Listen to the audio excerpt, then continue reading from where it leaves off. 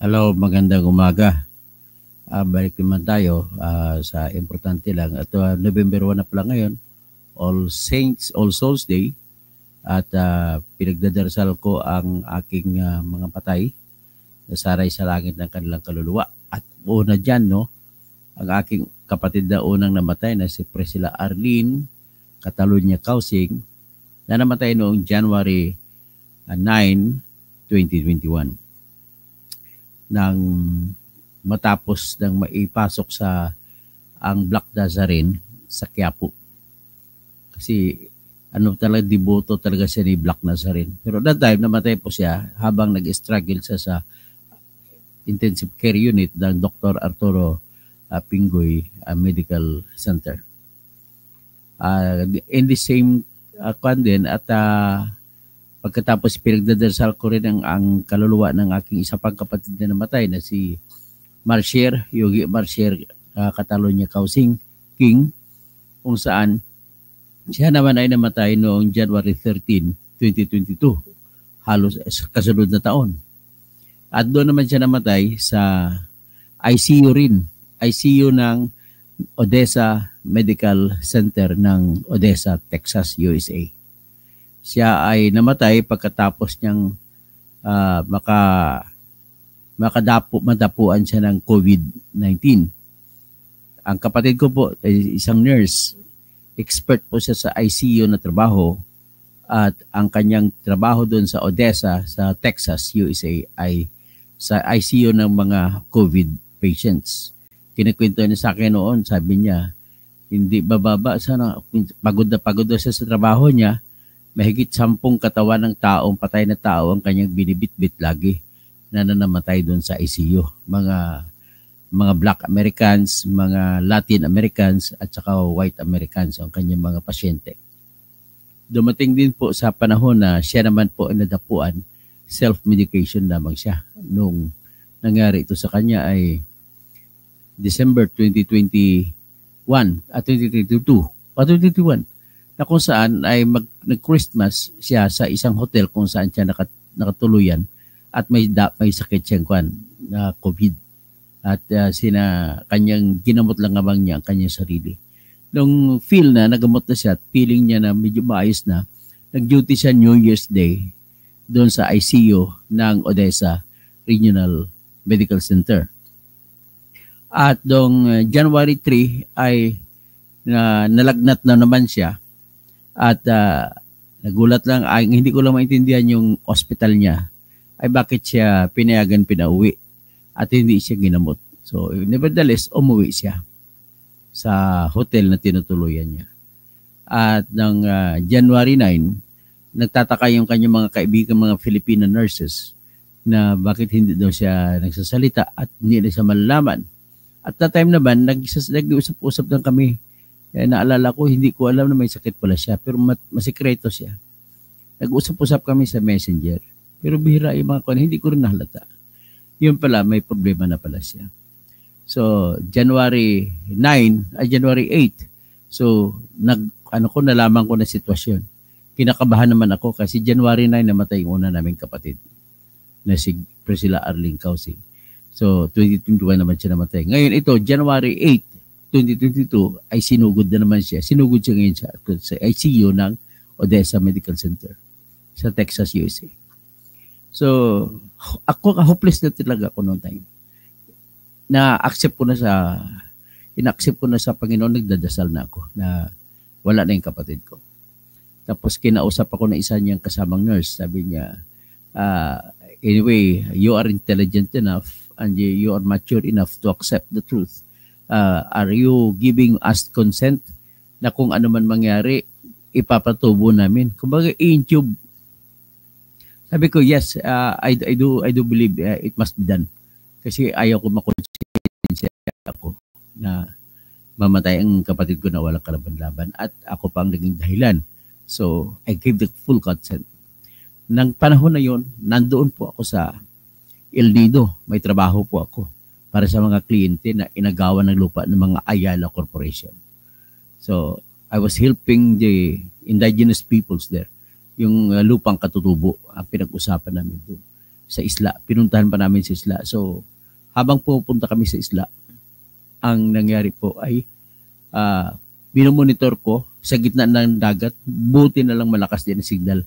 So habang sumasakay kami ng bangka, motor, papunta sa isla na bibisitahin ko para sa mga kliyente ko, na inagaw ng Ayala Corporation na, pwede ko na banggitin na 3 Nuts Corporation, yan pong corporation ng Ayala na nang-agaw ng mga isla doon sa El Nido, Palawan.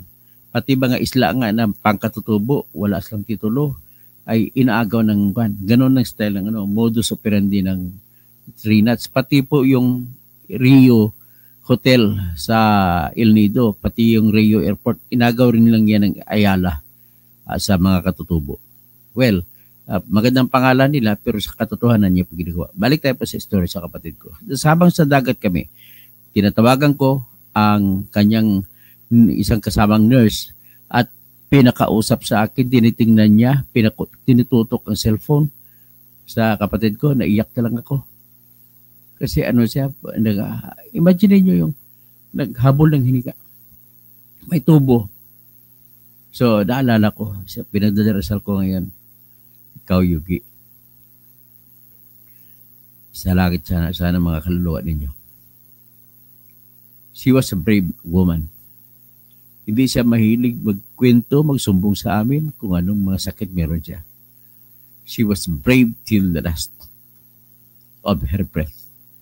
So, anyway, nung time na yun, kinabukasan, balita na namatay na siya ng January 13.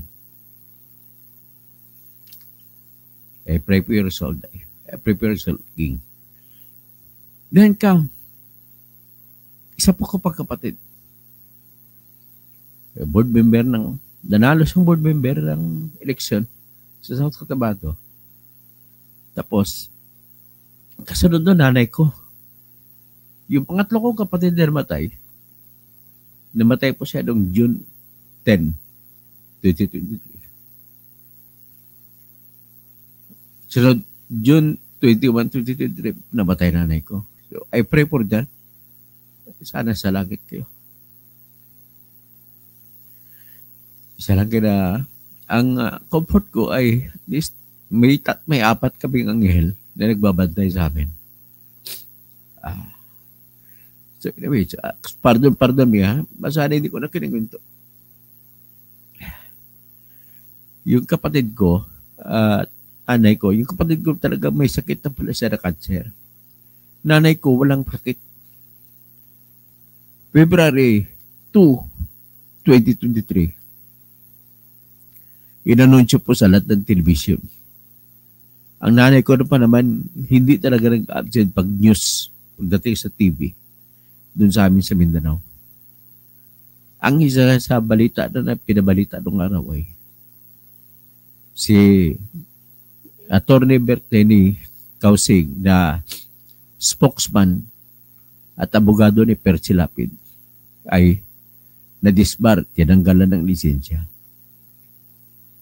Ang dahilan ng pagkatanggal ng lisensya ko ay dahil po sa ako'y nag-post sa Facebook ng ginawa kong reklamo sa plunder laban po sa kay ng congressman namin dati na si Ferdinand Ledesma Hernandez. Laban din sa kanyang kapatid na may-ari ng isang mall, Takurong Fitmart Mall. Laban din sa regional director ng DSWD Region 12 na si Rohaifa. Hindi si Rohaifa, si Surahayda Tanggol Taha. Kanyang accountant sa DSWD Region 12 na si Rohaifa Kalandaba. Sa kanyang mga back o Bids and Awards Committee officials ng chairman ay si Jakia Ilaw. Kanyang assistant na si Emerito Q. Dizon at ang kanyang pangatlong member ng back na si Muhammad Fayez Sarip. Yun ang naging dahilan. Ang dahilan bakit pinost ko daw. Pinost ko pa siya na hindi pa naisampa sa ombudsman. ang katotohanan naman na sa Mindanao po ako noon. Wala namang ombudsman's office na main doon sa Mindanao. Kaya sumakay muna ako sa eroplano. Pagdating ko sa Maynila, noong January 31, ay sinampa ko po sa office ng ombudsman. In-interview pa ako ng mga media. So, yun ang dahilan. At ang dahilan daw, bakit ko ba pinost sa Facebook ko na hindi pa naisampa sa ombudsman. Well, to me, it was a class. Laban po yan sa gitna ng freedom of the press. At sa kabila ay legal ethics. Sa akin po, nais ko na sabihin sa inyo, hanggang ngayon, hindi po ako kumbinsido sa rason ng Supreme Court na nilabag ko ang legal ethics. Kinilala naman ng Supreme Court ang aking karapatan bilang media man din at sa freedom of expression ko, freedom of the press, kung bakit ko pinablis. Kasi ang pinablis ko, kwento po ng reklamo ko sa plunder at ang ninakaw po rito ay 226 million pesos. At nakasulat naman po kahit hindi pa po yun na isampa sa ombudsman, nakasulat naman doon na ang aking ebidensya ay resibo mismo ng inaakusahan ko na tindahan. Sila mismo nagbigay ng resibo sa akin. Anong resibo? Kasi ang ginawa ko po, sa nakalista na mga food pack na ibinigay na sinupply ng Takurong Fitmart sa DSWD Region 12 ay nagkakahalaga po sa kontrata na pinirmahan. Mayroong hawak naman ako na dokumento na kontrata, 515 pesos and 40 centavos. Pagkatapos po, bumili ako ng katulad na items, parehong-pareho as to the weight, as to the name, as to the brand. Sa Takurong Fitmart din ako bumili. Bakit nung ako bumili na, tanggalin mo lang ang tuyo? Bakit 270 pesos and 50 centavos lamang ang binayaran ko? May resibo ako, binigay na Takurong Fitmart din. So, ihambing mo ang 270 pesos and 50 centavos sa 515 pesos and 40 centavos. Hindi ba overpricing yan? At resibo ang aking ebidensya. So, Supreme Court, bakit nyo ako tinanggalan ng lisensya? Kahit hindi ko pa sinampa sa ombudsman yun. That was an exercise of press freedom. Matters of public interest, that is the subject of press freedom expression, can never be a source, can never be a reason for that person to be called for any liability or to be penalized. Nakalagay po sa Article 3, Section 4 ng ating Constitution, no law shall be passed abridging the freedom of expression, of speech, and of the press, and the exercise of freedom to petition the government to redress for freedom for grievances and to peaceably assemble kagaya ng rally can never be regulated by any law. Nakalagay sa Constitution mismo na the law cannot regulate any freedom of expression. If that is so, then it is illegal for the Supreme Court to pass a legal ethics law that will clash against the freedom of expression. Their only excuse is freedom of expression is not absolute. That is not correct, Supreme Court justices. Chief Justice Alexander Gismondo, that is not correct. If you are saying that freedom of expression is not absolute, you are not correct. Why? It is because the Constitution, which is the highest law of the land, says in Article 3, Section 4, no law shall be passed. Wala kang batas na pwedeng ipasa. So, hindi nyo pwede regulate. No law shall be passed abridging the freedom of expression. That's why it is absolute as a freedom. Andyan din yan sa Article 19 ng Universal Declaration of Human Rights. That freedom of expression is being ordered to all nations in the world to be respected in the highest esteem. Nagtataka ako, bakit sa anong justification ni Mr. Supreme Court? Nasasabihin nyo not absolute ang freedom of expression. It is absolute. no other than the highest law of the land, the Constitution, in Article 3, Section 4 says that no law can be passed. Walang batas na maaring maipasa para i-regulate nyo ang press freedom, ang freedom of expression. Yan ang dahilan kung bakit siya tinanggalan ng lisensya. That's why, because of that, my mother fell ill. At nagnapunta na siya sa ICU, hindi na siya nakarecover. Nakarecover din minsan, pero nakahiga pa rin. Sasabihin lang sa akin, she was always comforting me. Sabi niya, huwag kang mag-alala. Natanggalan ba nila ang lisensya mo, pero ang utak mo bilang abogado, hindi na natatanggal. Tapos, don't you worry. Sabi, engineer ka naman eh. Yan lagi siya sabi ng nanay ko, bago siya namatay. So that's it. Let's go to the topic. Pasensya niyo ako. At let us pray for our deads. Mami, I love you. Being yung kapatid ko isa namatay din. Nahasa na, napabilis ang pagkamatay niya nang dahil sobrang iyak nila, lungkot nila nung natanggalan ako ng lisensya. So wala ako may blame sa pagkamatay ng nanay ko, kundi Supreme Court. The Supreme Court has become a tyrant in this case. It's not a sin for me to post my complaint for plunder on Facebook. After all, whether or not I was not telling the truth, the Supreme Court has no authority to say. Bakit? Kasi isasampa ko sa ombudsman yun, ang ombudsman lamang ang pwede magsabi sa paunang tingin kung nagsisinungaling ako o hindi.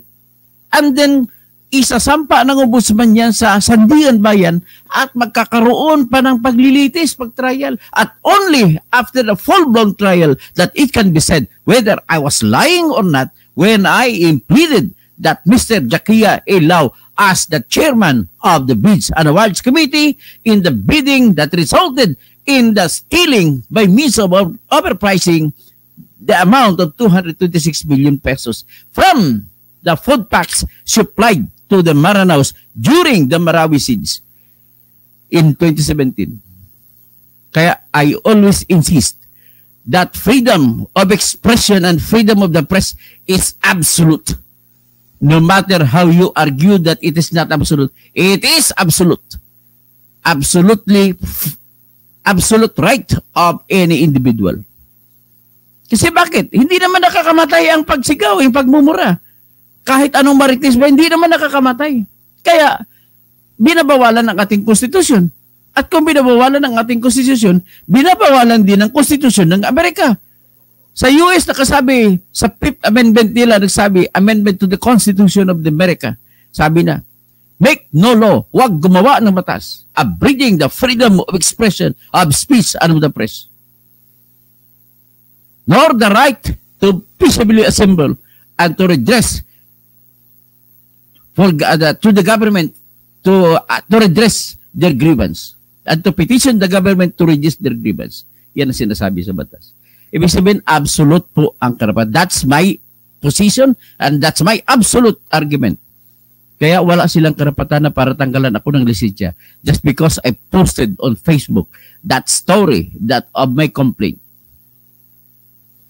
Okay, balik tayo ulit. Ito, pinost ko lang ito kasi itong talagang contrary to my position, itong mga senador na ito nagsisinungaling, nabisto sila ni Espirido. Ang kwento dito ganito. Si Randy De Los Santos, na uncle ni Kian De Los Santos, ay nagsalita. Ang sinabi niya ay pinaratangan ng hindi totoo o kasinungalingan ni Bato de la Rosa, ang pamilya De Los Santos, na pinalabas na yung mga pamilya na yun ay nagbebenta ng droga. At dahil doon, kinonsensya ni Randy De Los Santos, tito ni Kian De Los Santos, si Bato de la Rosa, Sir, Senator, dahil po sa binanggit nyo sa media na kami, ang pamilya namin ay nagbebenta ng droga, tinanggal po ako sa trabaho ko. Imagine. Alam mo ang sinagot, binigyan naman ni Coco Pimentel, Senator Coco Pimentel, ng pagkakataon si Bato na rumisponde sa sinabi na paiyak pa nga si Randy de los Santos. At sinabi naman, anong katwiran ni sinungaling na Bato de la Rosa?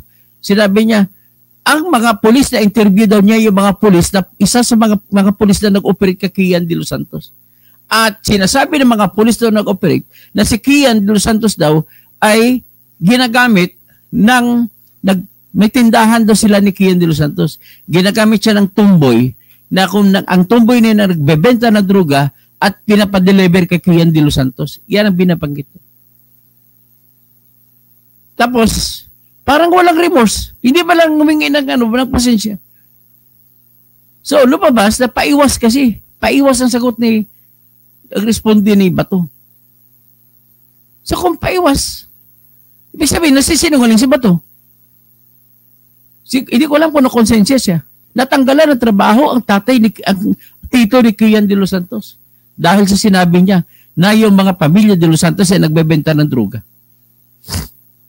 At ang katwiran niya, yun daw sinabi ng kanyang pulis, ay yung mga pulis na pumatay, iyon po ay nasintensya na ng korte at nakakulong sa ngayon. Bakit ka maniwala sa kwento ng pulis mo? Una bes, ano ka? May ebidensya ba? Wala ka namang ebidensya para maniwala ka ron.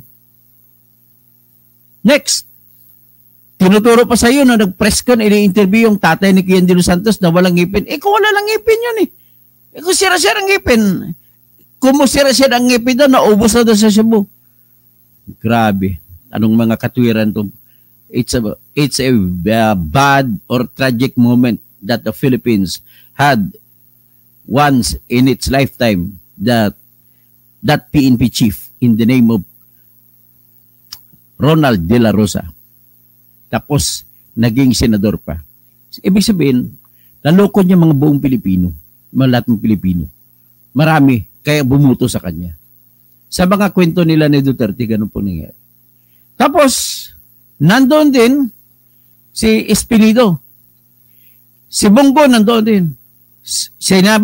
Tinanong ni Senator Bongo, si Espinido, kung bakit mo sinabi sa Quadcom na tumawag ako sa iyo, na sasabihin sa iyo na yung mayor ng Clarin, Misamis Occidental, na si pangalan nun ni na si Villanueva.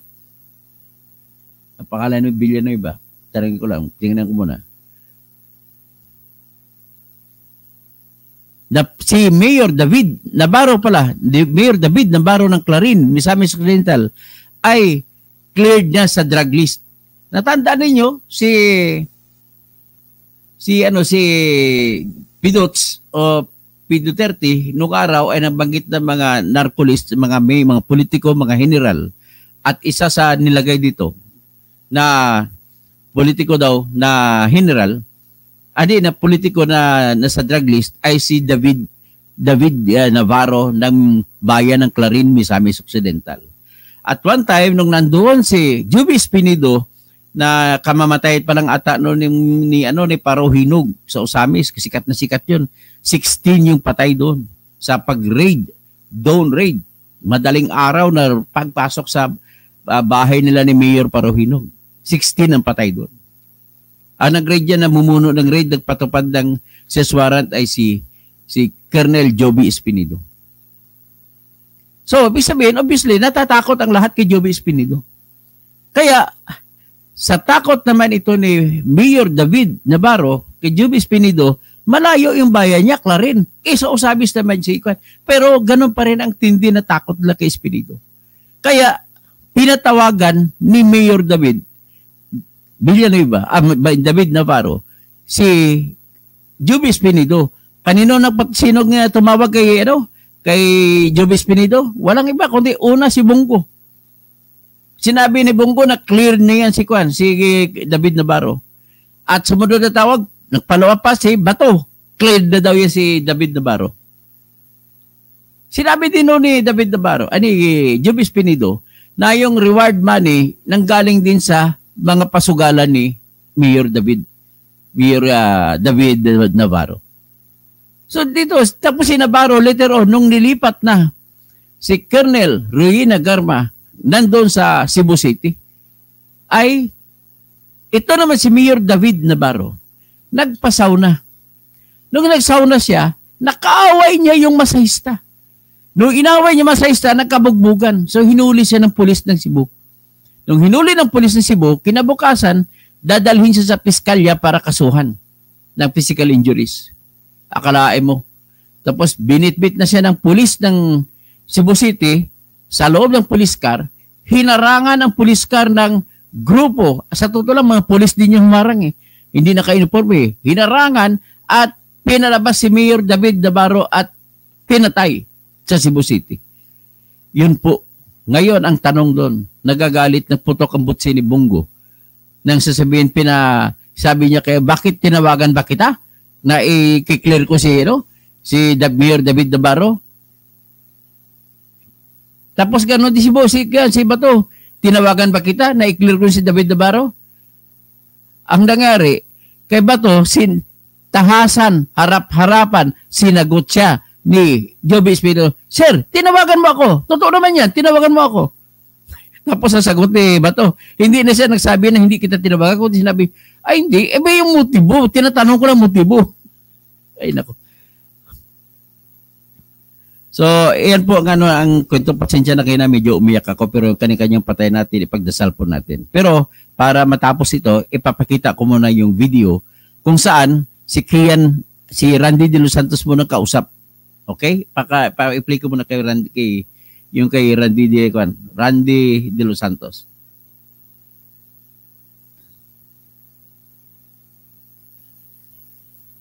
Ito siya.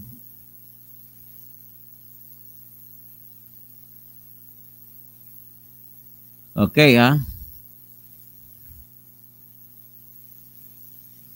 Senator Pignon. Yes. I just want to make a manifestation, if you will allow me. Go ahead. Sorry. Wala yan. Yes, go ahead.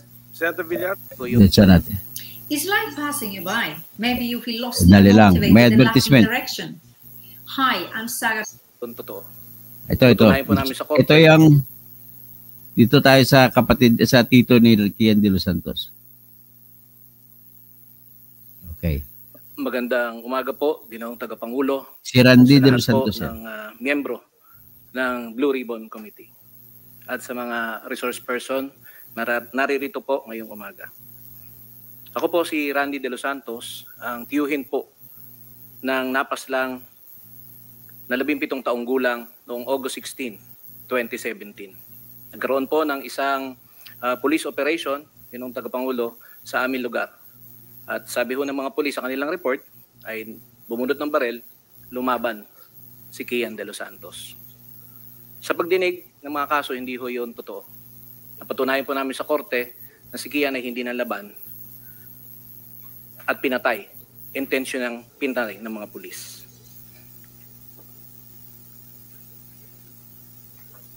Mga ilang araw, Ginoong Tagapangulo, habang nakaburo lang aking pamangkin, naglabas po ng kasinungalingang statement ang pamunuan po ng PNP. At noon po ay pinamumunuan ng ating kagalang-galang na senador, Bato de la Rosa. Ang sabi po dun sa statement ay yung tatay daw po at yung uncle ay kilala sa aming lugar na siga, kinatatakutan at nagbebenta ng droga at ginagamit po si Kian De Los Santos bilang tagapagbenta nito. Ginoong Tagapangulo, totoo po, kilala ho kami sa aming lugar, pero hindi po konektado sa illegal na droga. Kilala ho kami bilang mga saksi ni Jehovah na nagbabahay-bahay, kumakatok sa mga pintuan at nagbabahagi ng salita ng Diyos. Marahil ang kagalang-galang na Senador Robin Hood Padilla ay makakapagbigay po ng kanyang pananaw sa kung ano hubang uri ng pagkatao kaming mga saksi ni Jehovah. Brother, magkasama tayo noon. Kasama ko po ang inyong ina. Ginoong Tagapangulo, marahil po ang malisyoso at maling pagbibintang na ito ay nakaapekto po sa amin. Inalis po ako sa trabaho, Ginoong Tagapangulo, dahil sa maling akusasyong ito. May mga magulang ho ako, may anak ako. Dahil sa statement na yon na di umano, marahil, pinanggalingan, ay sa Intel daw po. Yan, laki-laki ho ng budget ng Intel eh. Eh bakit ho ganun? Tinanggal ho ko sa trabaho. Dahil po dyan, binalot ng takot ang aming pamilya. Namamarkahan sa publiko at sa national TV na kami po ay identified bilang taga-benta ng droga. Noong panahon yun, nakakatakot na ho eh. Baka kami na ho isunod. At dahil ho dyan, ang aking kapatid ay kinuha po ng Public Attorney's Office para dalhin sa WPP. Teka lang po, naiwan po ako sa labas. Ako ho ay tiyuhin eh. Bakit hindi ho ako sinama? Sa mga panahon yun, ginoong tagapangulo, takot po ako. Dahil markado na ho ako eh. Pero narito po ako ngayon bilang kinatawan po ng program Paghilom bilang field coordinator. Sa aming pong programa, ginoong tagapangulo, meron po kaming 312 pamilya na inabot na kapwa namin mga biktima. Lahat po sila, ginoong tagapangulo, ay pinatay. Pinasok ang mga bahay. 312. Police operation. Sa akin pong pagtingin, wala po ni isa man ang imbestigahan. Na dapat po sana, ayon sa batas, sabi sa Quadcom, na kapag ka po napatay pala ang isang biktima, ay dapat na imbestigahan. Teka mo na, bago ko ituloy yan, napansin ko rin yan. Sa panahon na yun na maraming puminatay, maraming namatay, at lahat, marami yung iba vigilante, pero sa lahat ng namatay kung saan ay inamin ng pulis na sila ay kasapi sa operasyon. Bakit? Ang tanong ko, bakit hindi nag-imbestiga si Bato? Bakit hindi sila nag-imbestiga kung totoo sinasabi ng kanilang mga pulis na nanlaban nga ba ang mga pinatay nila? Bakit? Bakit? Trabaho ng pulis sa pag-imbestiga ng lahat ng krimen. Bakit hindi sila nag-imbestiga? Bakit napakabayas nila para sabihin lahat ng ginagawa ng kasama ng pulis ay totoo? May katotohanan? Katapatan ba? At totoo bang mga nasa droga yung kanilang pinapatay? Nang dahil lamang nakabase sa drug list na sinasabi? Marami po akong alam. Ang drug list po ninyo ay nanggaling sa mga barangay kapitan. At marami po akong kwento na napumunta sa akin na nagreklamo, humingi ng tulong nung aktibo pa akong abogado, na kung paano gagawin kasi nalaman nila na pinatawag sila sa barangay ay nilista sila ng kapitan nila. Dahil kaaway ng kapitan nila sa barangay ay nilista ang mga pangalan nila bilang kasapi sa mga drogista o nagbebenta raw ng droga. Hindi nyo ba iniimbestigahan yan, Mr. Bato de la Rosa? You just sat on your seat as the chief of the PNP and then you did not bat an eye last without asking even a single question from your people who killed, whether they were killing for truth or not. Kahit masabihin natin totoo yun, nagdrogista pinatay, bawal pa rin. Alam mo yan, nag-aral ka sa criminology course nyo sa PMA na sinasabi, bawal ang pumatay kahit man kriminal ay hulihin mo lang, hanggang doon ka lang, hindi mo siya pwedeng patayin. At bakit ginawa nyo? Di ba? O, Mr. De Los Santos? O sige, pagpatuloy natin si Mr. De Los Santos. Ng mga pulis at doon, kung hindi po ako nagkakamali, hindi po ako abogado, ay doon idepensa ng mga pulis na ito, ng mga alagad ng batas na ito, ang kanilang pagiging inosente. Pero nakalulungkot po, ginoong tagapangulo, na sa record po namin, may mga affidavit po na pinapipirma ang mga kapulisan at sinasabi doon na hindi na raw po sila handa na sampahan ng kaso o hindi na po sila interesado pa na magdemanda sa nangyari sa kanilang mga pamilya. Nagkaroon din po ng mga kasinungalan, ginoong tagapangulo, sa mga pampublikong dokumento, kagaya po ng mga death certificate na nangalagay ay natural cause po ang dahilan ng pagkamatay. Pero meron po kaming Project Arise na kung saan yung 5 taon na pag-i-expire po ng mga kapwa namin biktima na wala pong kakayanan para ipagpatuloy sila sa kanilang pinaglibingan, ito po yung ina-exhume namin. Yan. Ang ibig sabihin ni Mr. Randy De Los Santos dito, yun pala, ngayon ko lang din nalaman, yung mga nakalibing pala dyan sa North Cemetery at sa ibang mga sementeryo, pag nilibing, 5 taon lang pala yung kontrata. Pagdating na 5 taon, tanggalin ang buto ng bangkay. at tinatawagan lang mga may-ari ng buto at binibigay yung mga buto ng bangkay. Kasi 5 taon lamang ang tinatawag na kontrata sa pag-uupa. Ngayon kung wala kayong pambayad, tatanggalin na. Pero kung may pangbayad kayo, 1,000 a year lang naman ata sinisingil, mura lang naman. Pero dahil sa klase ng hanap buhay ng ating mga mamayan, bihira lamang, kasi ang lahat naman po na pinatay sa war on drugs ay mga mahihirap. Wala silang makukuha ng pera pambayad sa pang-upa sa apartment ng kanilang patay. Yun po. Sige, patuloy bang kwento, Mr. Randy De Los Santos. Dala ho namin kay Dr. Fortun. Kahit po buto na, nagsasalita pa ng katotohanan. At isa na ho rito, Ginoong Tagapangulo, Your Honors, ay yung matapos po yung 5 taon na renta po ni Kian De Los Santos, inexhume ho namin yun eh. Tapos po, dinala kay Dr. Fortun.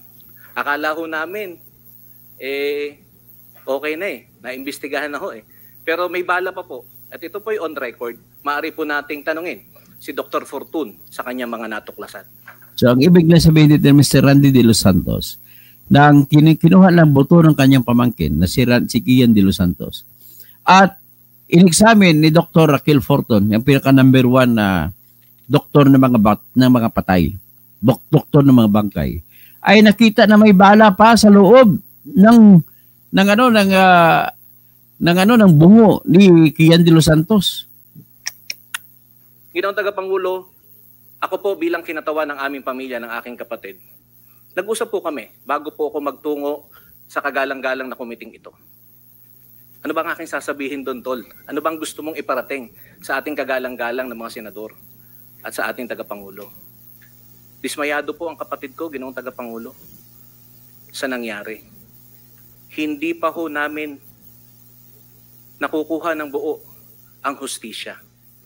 Kung maaalala po ninyo, 3 po yung aming isinampang kaso laban sa mga kapulisan. Murder, planting of evidence ng baril, at planting of evidence ng droga. Ginoong Tagapangulo, napatunayan na ho namin ito sa korte. Tila maila pa rin po yata sa amin ng hustisya. Yan, nangyari dito, nasampa sila, dinismiss ng piskal yung kaso nila. Pero dapat magsampa sila ulit. Kung lalapit sila sa akin, tutulungan ko sila bilang isang paralegal officer. Nanalo ho kami sa RTC. May gawad po na danyos. Hindi pa ho namin nakakuha ito. Ginoong Tagapangulo. Ang kapatid ko ho ngayon na stroke. Kalahati ho ng katawan niya ay lantang gulay. Sa mga bagay pong ito, Ginoong Tagapangulo, at bilang kinatawan po, bilang field coordinator ng program Paghilom, nais ko pong ipabatid sa inyo na lahat po ng 312 ng mga pamilya na sa aming pangangalaga. Ang 312, yan po yung mga namatay, pinatay. So, mga pamilya ng 312 na pinatay sa war on drugs ay kinakalinga nila sa programang Paghilom. Ibig sabihin ng Paghilom, to cure. Pero kung sa salitang Bisaya, ang ibig sabihin, salitang Cebuano, ang Paghilom ay tumahimik. Paghilom, tumahimik ka. Paghilom diha. So anyway, lang, just hindi ho sila ng laban, Ginoong Tagapangulo. Ako po mismo ay personal na pumisita sa kanilang mga burol noong mga panahon na nakaburol ito. At nakakwentuhan po sila. Naalala ko po, pahihintulutan po ninyo, yung binanggit ng aking kaibigan na Jehovah's Witnesses noon. 1 minute, sir. Yes, Totally good. Na Jehovah's Witnesses noon. Ang sabi daw po ay, kapag ka namatay ang isang tao, makikilala mo kung sino siya. Sa burol, buti nga, namatay yung tao ngayon, napakasalbahe niyan eh. Pero kapag ka namatay po ang isang tao, sasabihin, sayang, nakakapanghinayang, napakabuting tao niyan, tumutulong. Marahil ito po ang naobserbahan ng ating mga media na naririto, na halos 2 linggo nag-cover sa burol ni Kian. Marahil po nagtanong-tanong kayo, Ginoong Tagapangulo, sa karakter ni Kian De Los Santos. Hindi ho siya. Wala ho siya sa listahan. Hindi po siya, Ginoong Tagapangulo, nagbebenta ng droga. Inosente po at nag-aaral po ang aking pamangkin sa isang pribadong paaralan na kahit po medyo may kataasan ay ginagapang po ng aming pamilya. Nasa ibang bansa ang aking hipag upang mangibang bayan, OFW po, para maglaan ng pangangailangan. Thank you. Thank you. Maraming So, yan no. Ang katabi niya sa kanan ni Randy De Los Santos ay si Father Fabilia Villanueva. Yan yung pinuno ng program paghilom. So anyway, dadalhin ko naman kayo doon sa sinabi naman sa pagsisinungaling naman ni Bato. Dito tayo.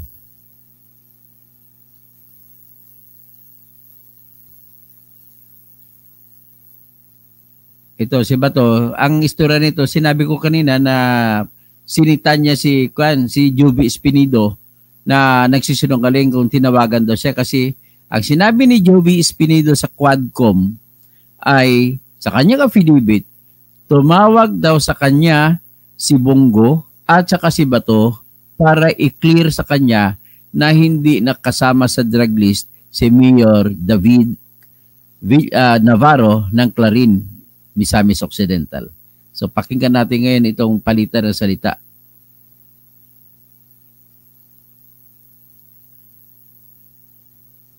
Sa'yo na isingit yung pangalan ko. Kung since wala ka namang personal na Yan. ang mamakaawa na gusto niya i-clear yung sarili niya, pero hindi.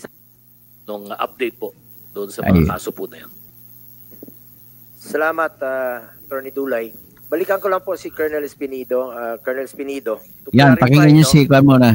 Si Bongo muna. Kasi ang panggagalaite ni Bongo dyan, nagbanggit kasi si Joby Espinido sa kanyang affidavit sa Quadcom, sa House of Representatives, na kung saan ay sinabi niya na tumawag si Bongo at saka si Bato para isabihin sa kay Joby Espinido na huwag mo na galawin yung mayor ng Clarin, Misamis Occidental na si David Navarro kasi cleared na yan. Kasi nasama kasi sa drug list ni Duterte itong mayor ng Clarin. Okay? So pakinggan natin. Mo na tumawag ako to clear Mayor Navarro. I merely relate to you for you to do your job regarding his implication to drugs. Ganun naman, daming mga mayors na lumalapit sa amin. Hindi ko na po mapangalanan. Maraming lumalapit na mga incumbent mayors na nababalita raw yung pangalan nila sa droga. So hindi naman po ako ang validating, hindi ko naman po trabaho 'yan. So paliwanag siya. Napasa ko po sa inyo to validate. Hindi lang po sa inyo, even sa DILG kay Secretary Anyo noon. Kwento siya, nagpapalusot pa si Bongo. Tumawag daw siya para i-validate, hindi siya tumawag para sabihin na clear na si Mayor David Navarro ng Clarin, Misamis Occidental. Sa ating mga CPNP, pag huli talaga sila sa pagsinungaling. Mga mayors, not only sa Mindanao, even in Luzon, medyo naawa na nga kami dahil nagmamakaawa na gusto niya i-clear yung sarili niya. Pero hindi, sabi namin, hindi po dito sa amin, hindi po kay Presidente. Meron pong ahensya niyan, ang DILG, ang PNP, ang PIDEA, to validate. So, ni-refer ko lang. Kunwari ka pa, ikaw naman ang numero 1 naglilista kung sino ang papatayin eh. Ay, kunwari ka pa, Mr. Po, Bongo. ito siguro sa inyo, isa po sa mga na-refer ko po sa inyo, I did not tell you to clear him. Wala naman po akong alam o mandato katungkulan dyan sa pag-clear. Kayo pong nakakaalam, trabaho nyo po yan bilang police doon sa area ninyo. Tama ba, Colonel Espinido? Yes, Your Honor, Mr. Chair. That's why I understand for that reason, pinapaintindi ko siya nang pumunta siya sa akin na ganun, wala akong alam kasi dito lang ako sa Uzamis at saka hindi ko din... Ibig sabihin, pumunta si David Navarro, Mayor David Navarro ng Clarin, Misamis Occidental, kay Joby Espinido. Pero sinabihan naman siya Joby Espinido, wala akong alam dyan. Hindi daw niya trabaho ni Joby Espinido ang pagsulat kung sino sa drug list. Papil yung magsali sa kung ano ang validation sa watch list. So talagang inano ko sa kanya, hindi ko kasali or alam kung ano ang record mo, Mayor. Pero ang sa kanya to clarify also na baka may intention ako or may alam ako sa pangalan niya. So that's only the way ng pag-uusap namin, Your Honor, Mr. Chair. So, alam mo, na takot kasi si Mayor David Navarro kasi kapapatay lang ni Ray Paruhinog, Rinaldo Paruhinog, the Mayor. So yung kinatakutan niya. So malamang tumawag sa kay Bato tsaka kay Bongo, nagbigay na naman ng pera para huwag siya isama. So, klaro po. At kung wala kang personal knowledge tungkol sa akin, doon sa affidavit mo, bakit mo sinama yung pangalan ko at bakit nasingit yung pangalan ko? May pumilit pa sa'yo? Diretso tayo kay Bato. Navarro. Bakit mo sinama yung pangalan ko sa affidavit? Walang kwenta, tanongin ang papalusutan si Bongo dyan. Ano yun na lasto. Basta parang... Lasto kasi sugal yan sa Mindanao eh. So yun ang pag-usapan na... Yung lasto parang waiting yan. Doon sa Mindanao, si Mayor David Navarro ay napapatakbo ng wala ng lasto. Kumikita siya. So nagbibigay siya ng reward money. Oh. Ang pakay niya, di na ma-inform ako na pinahintulutan naman, legal naman yung sa gambling na ibinigay sa mga polis. True say. Klaro ha. Nagbanggit pa si Espirido na mga kapwa niya polis pala may tinatanggap mula sa lasto. Inyo sa ang sabi ni Sir Bongo. So, yun lang ang parang nag-relate lang ako sa napakinggan ko siya at the time na nagawa ko ng affidavit. Your Honor, Mr. Chair. So you're putting on record, you included here. Palusot ka pa, kunwari. Yes, at saka sinagot ko din sa mga member ng Quadcom, Your Honor, Mr. Chair, na ganun lang, napakinggan ko lang yung kay Mayor Navarro. So purely hearsay. Ay, ikaw lang masabi ni Hersey. Anong affidavit mo yan? Anong date? Meron silang affidavit na initial. Wala ka ring hawak na affidavit? Can you ano yung affidavit mo? Anong date? Yung pinag-uusapan ninyo ni Senator Bongo? Ano? Wala ka ring kopya ang dala ngayon, sir? Nasubmit ko. Sige. Okay. Sa Quadcom yun. Just inform us sa next hearing. Yeah. Sige. Yeah, Mr. Chair, with the permission of Senator Bongo, just a quick interdict. Senator Bongo, just short lang, short. Kung Colonel Espirido, if alam mo palang hearsay, pulis ka, di ba? Pulis ka, wala kang personal knowledge. Alam mo naman yan eh. Now, kung wala kang personal knowledge, dapat hindi mo sasabihin. Anong motive mo? Bakit sinama mo doon sa pinabit mo ang pangalan ni Senator Bongo? Narinig mo lang naman kaya. Tapos wala kang personal knowledge. Anong purpose mo doon? Bakit mo sinabit yung pangalan niya? Can I answer? Yeah, go ahead. Your Honor, Mr. Chair, what did the Quadcom committee happen is to legislate aid of legislation. So that is not really the proper court that we file a case, and I must have probable cause to refer to the court that indeed person was also involved in that illegal or whatsoever. So, yung sinabi ko lang dyan, as aid of legislation, to give them an information na yun ang nangyari talaga. No? In aid of legislation, tapos manira ka ng reputasyon ng tao? Nasira pa reputasyon mo? Wala ka naman palang personal knowledge. Nasira pala reputasyon ni Bato. Pakinggan, bakit nasira pa reputasyon niya? Sabihin mo doon, anong in aid of legislation na makukuha doon ng Congress? In aid of persecution ang ginagawa mo dahil sinira mo yung isang tao na wala ka naman palang personal knowledge. Ito, madagdag ko lang with the permission of Senator Bongo.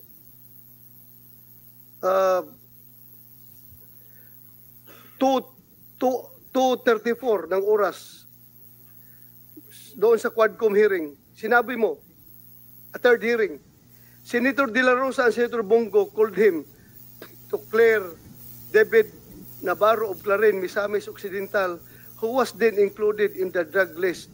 Mayor Navarro was funding the reward system through STL. Dalawa kami tatawag sa'yo na i-clear namin yung si Navarro. Tingnan mo. Tingnan tumawag siya, tapos ako tumawag rin ako sa'yo na i-clear si Navarro. Please enlighten us. Bakit dalawa kagad kami nila? Yan ang mahirap, no? Ikaw kinakasuhan. Tapos ikaw magtatanong. Ano mo, ang hirap. Sa totoo lang, minsan, nagdepensa ako ng aking libel case na sinampa ni Hagidorn laban sa akin. Nanalo po ako. Acquitted ako.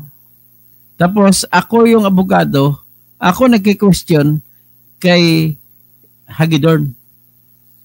So, pero okay kasi abogado ako, tayo ko abogado, tapos may testigo. doon na nilagay si Edward Hagedorn na labandera doon, nakinig sa radyo nung nagsalita ako kasi kinakasuhan ako libel, cyber libel.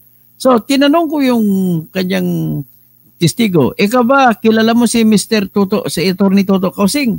Sabi niya, oo, okay. Ako nagtatanong ha. Sabi ko, tingnan mo sa buong kurting ito, saan dito Toto Kausing, pakita mo. Ay, sabi niya, wala ho. Ay, yan. Patuloy, ang tanong ni ba to, totoo ba yan, Colonel Espinido, na tumawag ako sa iyo? Yan. Mo na tumawag para i-clear si Navarro.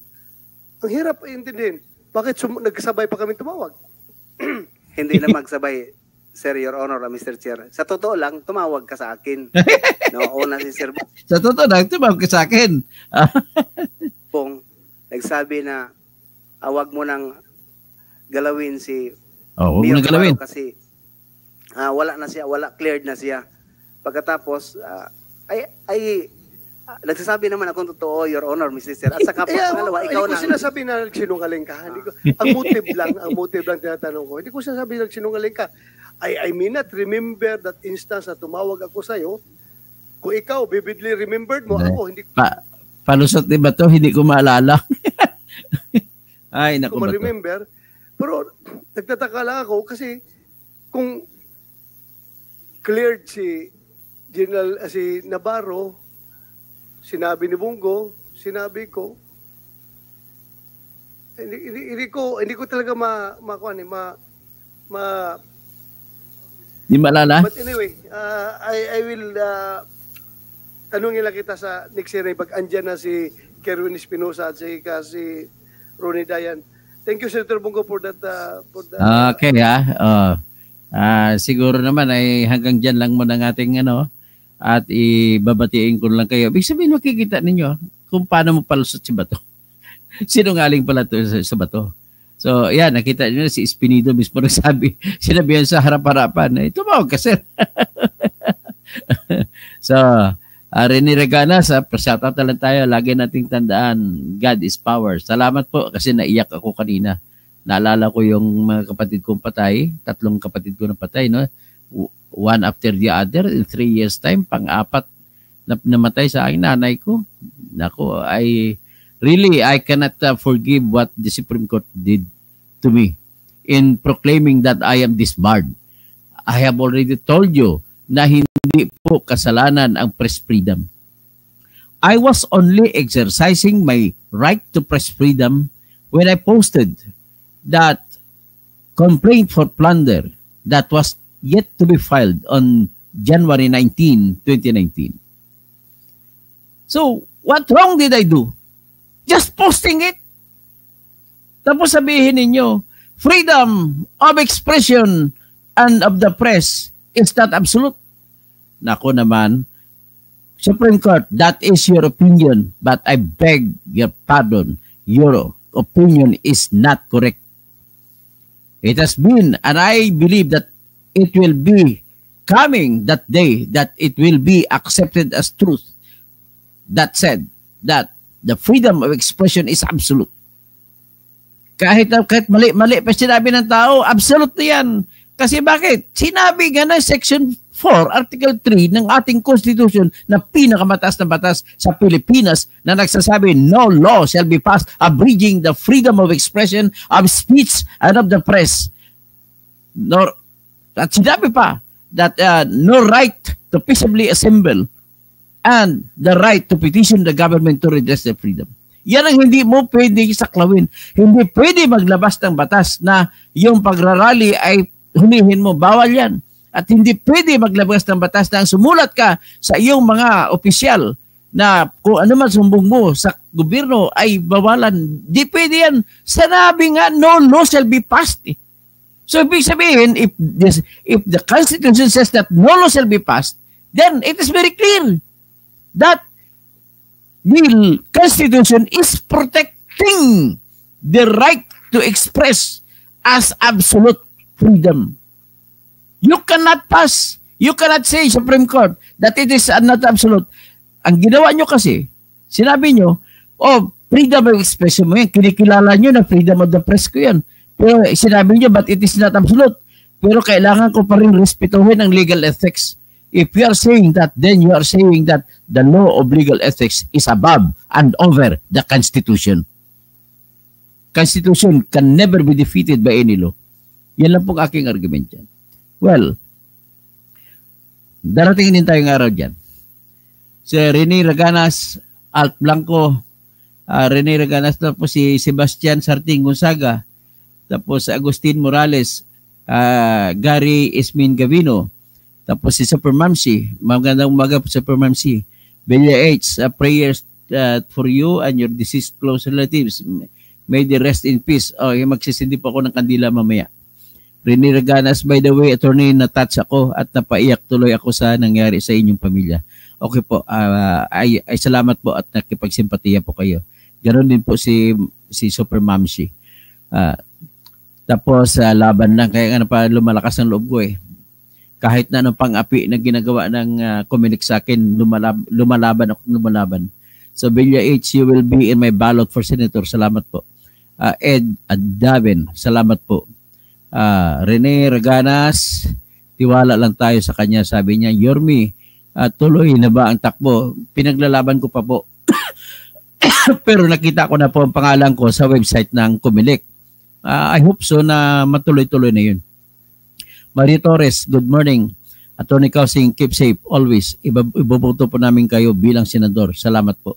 Si Jobs Tios, si Lorna Picauco, si Joey Soriano, General Toto, susulat ko ang pangalan mo sa balot. Salamat po. Linda P. Butal. Ang tagal pagkabugado mo, salute you to fight the right. Salamat po. Kumbaga, as a crusading lawyer. Crusading lawyer kasi ako eh. Kaya yan ang napala ko. And card, Attorney Senator Toto, are you going to be on the ballot? Well, I am expecting that I must be in the ballot because there is no reason for me to be removed from the official ballot. Kasi qualified talaga ako. Hindi ako nagbebero nang ako nagsampa ng aking kandidatura. So Mary Bana, hi po Sir Toto, okay na ba bang kandidasi? Antay na lang po, no? Edwin Kilisa, mabuhay kayo Dr. Toto. Tapos si Emily Capistrano, good morning, Dr. Toto Kausing, walang lihim na di mabubunyag. At card, tapos Diamond Sky Power, Jollibee, umaatake naman Ralph Recto. Ayun ba rin, dapat banatan ko talaga sa sunod mag-special vlog ako sa tungkol sa PhilHealth Fund. Uncard, Espinido the Pinoy Janwick, takot si Bato at bakit hindi niya suot ang PNP uniform si Espinido? Ay, nag-retire na po si Espinido nung time na yun. Diamond Sky Power, Jollibee, fight justice. Jet Guevara, good AM. Diamond Sky Power, Jollibee, disqualified politiko, tatakbo, election, delikado, turnaround, tornado. Hindi ko maintindihan. Pasensya ka na. Imelda Talaugon. Tapos palihim na Yari, Ralph Recto, Bardagol. Di nyo matanggap na majority ng Pilipino gusto ang war on drugs? Ay hindi po majority. Hindi, wala pang gusto niyan. Kasi pinatay nyo ang mga tao. The death cannot even be justified. Pasensya na po, Bardagol. Maring kampanya mo na lang ako. Tulungan mo na lang ako. Yet Gibara, di ba dapat, Sir Toto, damage ng PNP yan sa dapat bayaran? O dapat bayaran ng PNP? Marilu Inday Patino, Jigeriarte, Fernando Rafael Cuervo, Net Reyes, crying is cleansing and comforting for tears in heaven. Take care, all things would pass for your best. Salamat po. Si Friends Vision Vlog, Happy Undas Kabunyog Toto. Happy Undas din sa inyo lahat.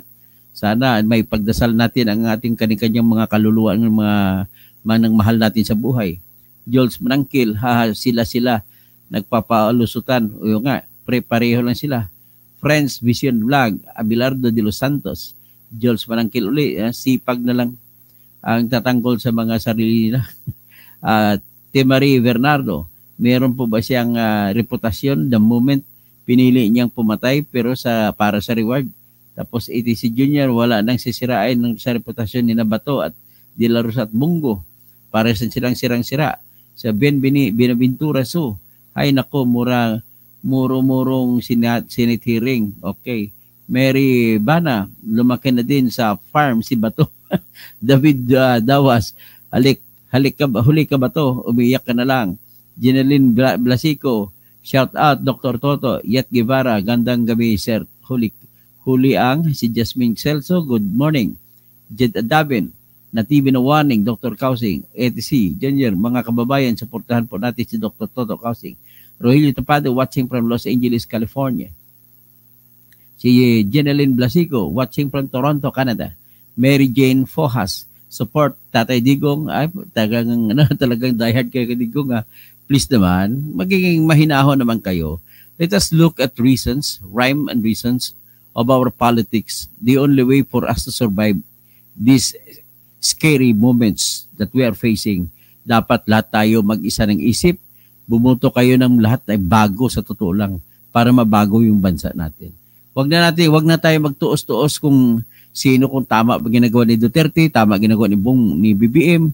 Sa atin lang pakiusap, botoin lang lahat ng bago para masubukan naman kung paano ang pagbabago. Importante matanggal yung kultura ng bilihan ng boto. Kultura ng ayuda, kailangan matanggal din yan. Dapat programa, hindi ayuda. Ganun lamang po ang masabi. At magandang umaga po. Bongo! Bato!